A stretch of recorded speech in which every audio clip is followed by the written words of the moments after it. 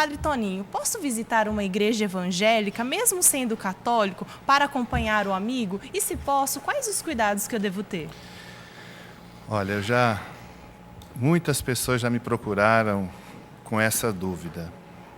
Eu digo o seguinte: quando um católico ele tem convicção da sua religião, eu falo, por que eu vou conhecer uma outra se eu já tenho convicção da minha? Pode ser o meu amigo.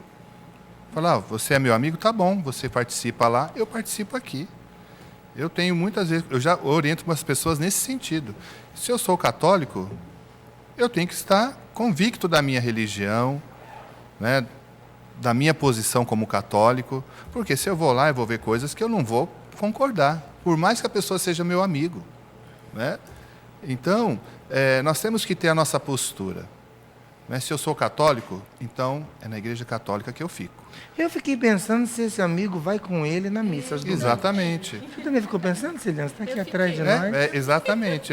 Uma vez eu já perguntei isso para umas pessoas. Tá bom, ele quer que você vai à igreja dele. Agora, se ele vem na sua... Ah, não, ele falou que ele não pode. Então, se ele não pode, então você também não pode.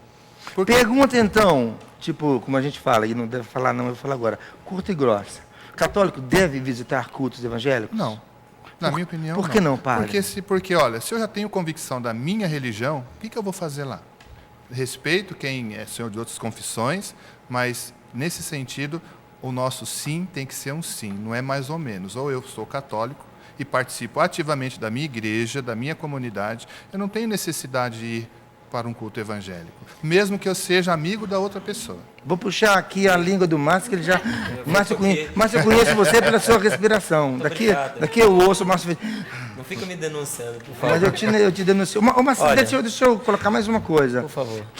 Eu fico pensando no perigo que é isso, porque percebo que nós católicos nós estamos quase por nada preparados para ver contestada a nossa fé. Nós lemos muito pouco, temos pouca instrução. Então, eu também penso que a resposta do Padre Toninho ela é muito adequada, porque eu tenho medo, né, de pensar que algum familiar, por exemplo, meu, que é católico, né, vai no culto evangélico e, de repente, lá misture aquelas que são as orientações da prática da religião. E depois não vão saber mais como se conduzir. É verdade. Eu pertenço à Igreja Católica, mas eu não esgoto em mim a Igreja Católica. Essa pessoa pertence à Igreja Evangélica, daquela denominação, mas não esgota nela a Igreja Evangélica.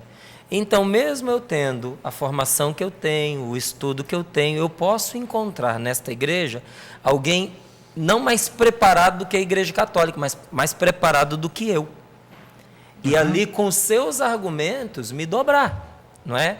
Então, eu cheguei lá, não é que aquela religião ou aquela denominação tenha uma clareza maior da verdade do que a fé católica, mas eu não sou suficientemente esclarecido para, de repente, argumentar com aquela pessoa. E posso perder nessa argumentação e ficar bastante confuso. Mas o que eu ia dizer ainda é uma outra coisa. Por favor. Não é? Todos nós que somos cristãos, nós assumimos no nosso batismo um compromisso de sermos evangelizadores. Nós fomos feitos sacerdotes, profetas e reis. Nós temos a missão de evangelizar. E muita gente pensa que evangelizar é falar de Jesus Cristo. Não é? E a evangelização ela passa por 4 pontos fundamentais, que é o serviço, o diálogo, o anúncio e o testemunho. Então, eu preciso conversar com quem eu evangelizo. Não, primeira coisa, eu preciso me colocar a serviço. Eu preciso conversar com quem eu evangelizo. Aí eu posso anunciar e a pessoa vai ficar de olho no meu testemunho. Eu pergunto, qual é o testemunho que eu dou quando eu entro numa outra igreja? Quando outras pessoas que sabem que eu procuro viver a minha fé, me veem entrando lá.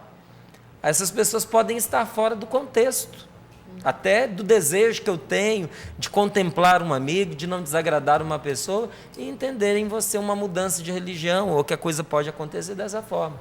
Quando a igreja fala de diálogo ecumênico, por exemplo, esse diálogo ecumênico ele acontece de uma maneira oficial.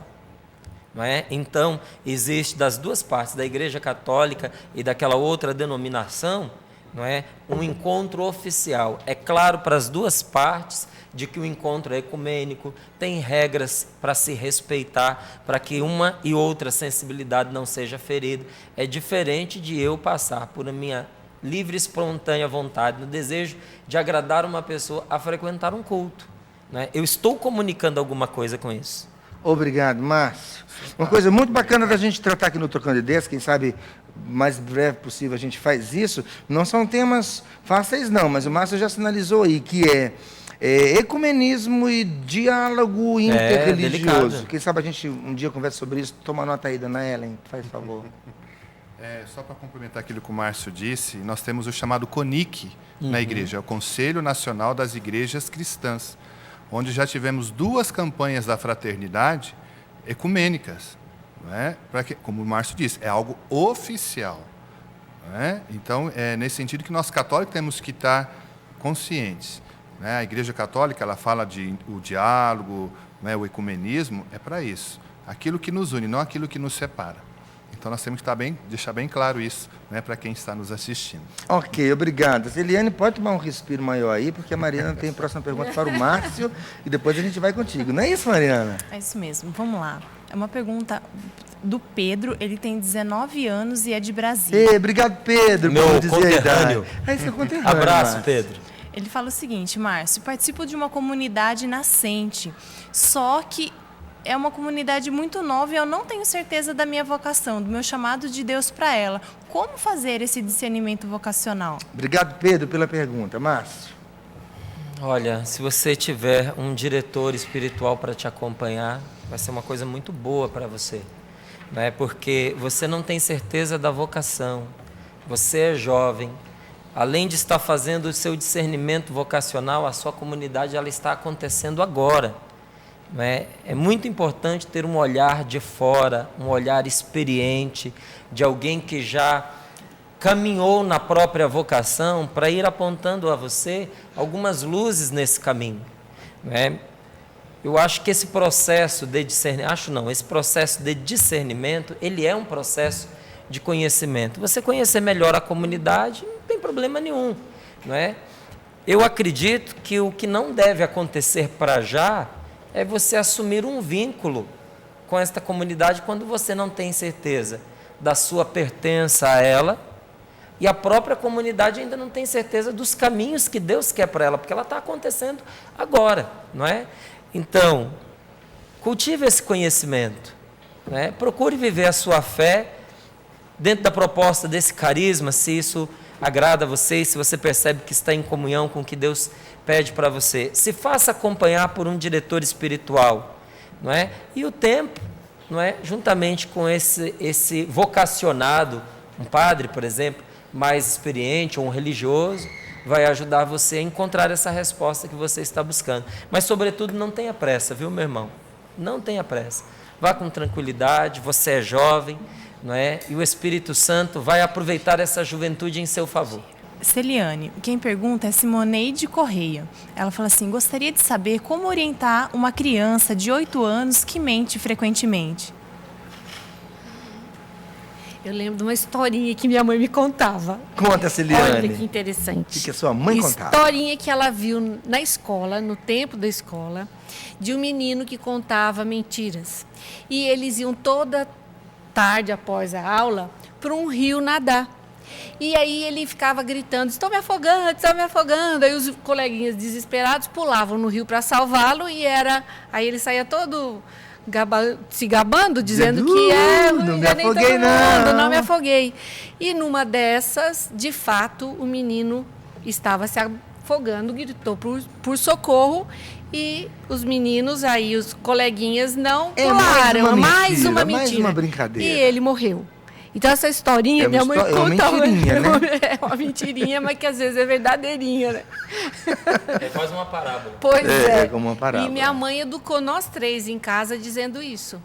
Que no momento que a gente mentisse, para a gente reconquistar a confiança das pessoas seria muito difícil.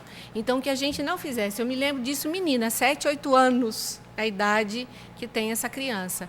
De que a gente, por mais difícil que seja, a gente precisa dizer a verdade, sempre dizer a verdade. E eu me lembro também de um outro fato, que em casa a gente tinha já aquela caixinha com versículos da Bíblia. Preciosas promessas. Yes, essa aí.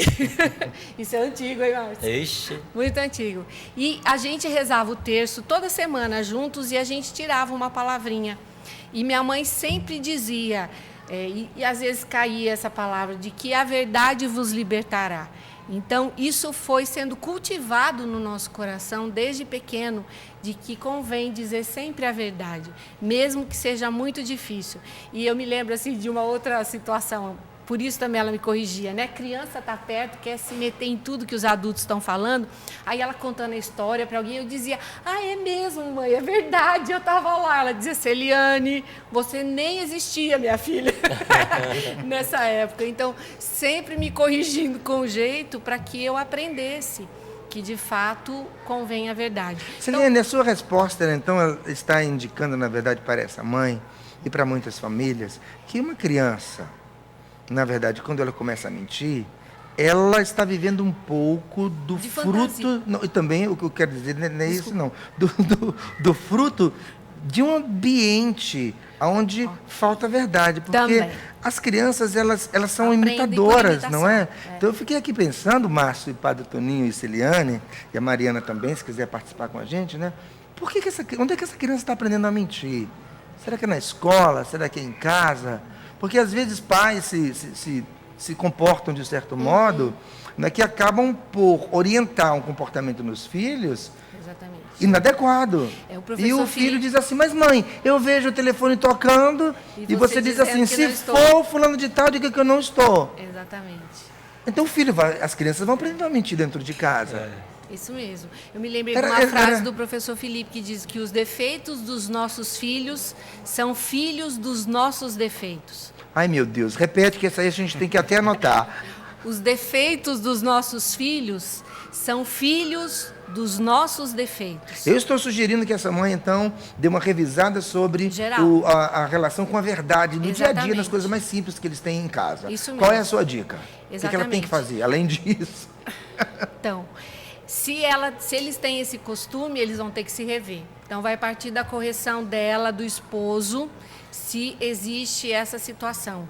A partir daí, se corrigindo, como você disse, a criança vai imitando o que os pais fazem. Então, ela vai perceber o testemunho que o Márcio dizia, a gente evangeliza, né? Até anotei para não esquecer, pelo serviço, pelo diálogo, o anúncio, o testemunho. Você, olhando para os pais, ela vai observar que isso não está acontecendo mais. E, claro, criança, a gente educa falando de novo. Falando, Márcio, nós todos aqui somos pais, a gente sabe disso.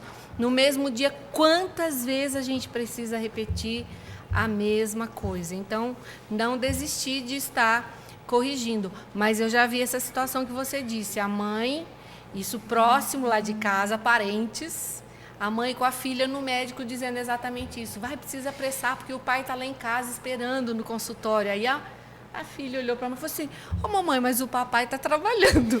Por isso que eu digo. Quer dizer, Então, a aqui filha fica um na alerta, verdade né? e a criança e a mãe na mentira. Então, precisa ser cortado mesmo na raiz. Hoje a gente também tem um probleminha muito sério com uma palavrinha aqui chamada Gostei punição. do probleminha, muito sério. Probleminha muito sério.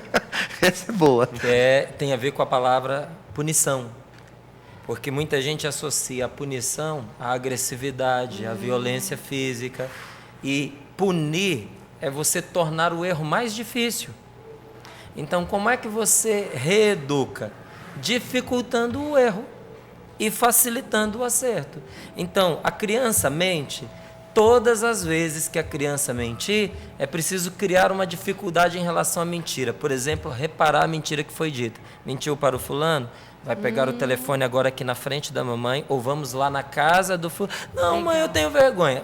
Então, mentir é vergonhoso mesmo, meu filho. Vamos lá, porque a gente precisa enfrentar essa vergonha. Vai chegar na casa e vai dizer, eu menti, a mentira foi essa, menti por causa disso e vim aqui dizer a verdade agora. não é? Ou então, se está mentindo em relação a algo, por exemplo, deixou de fazer uma tarefa e mentiu dizendo que fez, vai fotocopiar aquela tarefa umas 10 vezes, então vai fazer agora 10 tarefinhas, uma a cada dia. Vai fazer a tarefa hoje de novo, de novo, de novo. Da próxima vez, quando não fizer a tarefa, diga a verdade, porque aí vai ser orientado para fazer uma única vez bem feito. Se mentir, faz 10 vezes. Assim, a mentira se torna custosa.